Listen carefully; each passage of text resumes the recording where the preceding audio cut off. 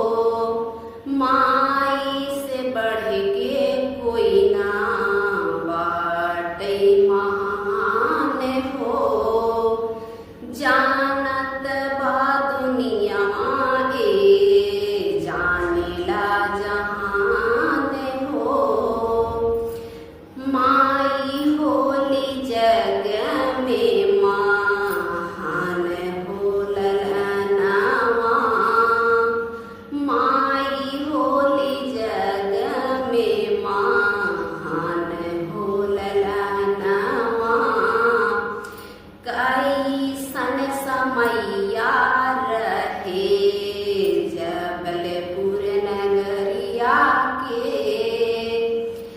कैसन समैया रहे जबलपुर नगरिया के। माई डूबी गईल हो लाई के ललनवा के। माई डूबी गईल हो लाई के ललनवा के। कैसन समैया रहे जबलपुर नगरिया के। कैसन समैया रहे जबलपुर नगरिया के। माई गोदिया में लइके डूबै ललनवा हो। माई गोदिया में लइके डूबै ललनवा हो। पूछे गईल के तनन के घर के दियनवा हो। बूझी गईल के तनन के दियनवा हो। कौन कसूरी भइले छूटल परिवार हो। कौन कसूरी भइले छूटल परिवार हो। सोना लगी है घर अगनवा। सोना लगी है घर अगनवा। रोई है नयनवा हो। सोना लगी है घर अगनवा। रोई है नयनवा हो। कैसन समैया रहे जबलपुर नगरिया के। कैसन समैया रहे जबलपुर नगरिया के। सोना लागे घर अगनवा। रोवे नयनवा हो। जिए के सहारा छूट गे कैसन समैया हो। जिए के सहारा छूट गे कैसन समैया हो। कैसन समैया रहे जबलपुर नगरिया के। कैसन समैया रहे जबलपुर नगरिया के। एगो माई लइके डूबे आपन ललनवा हो। एक माई लइके डूबे गोदिया में ललनवा हो। जिए के सहारा छूट गे कैसन समैया हो। सोना लागे घर अगनवा। रोवे नयनवा हो।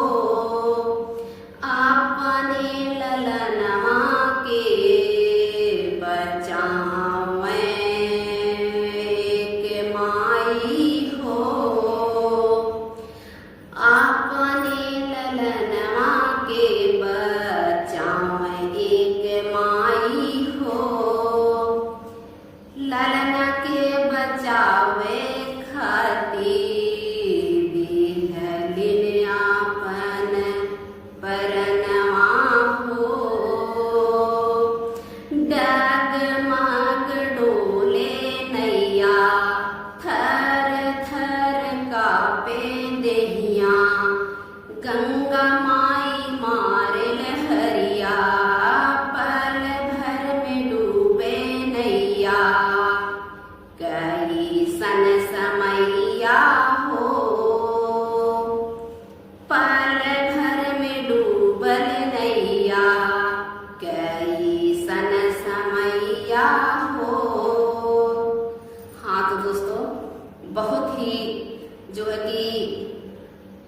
दर्दनाक घटना हुआ है जो कि पूरे देश में गूंज रहा है। और आगे अब क्या बोले, आगे तो आप लोग खुद समझदार हैं। तो दोस्तों फिर मिलेंगे, बाय।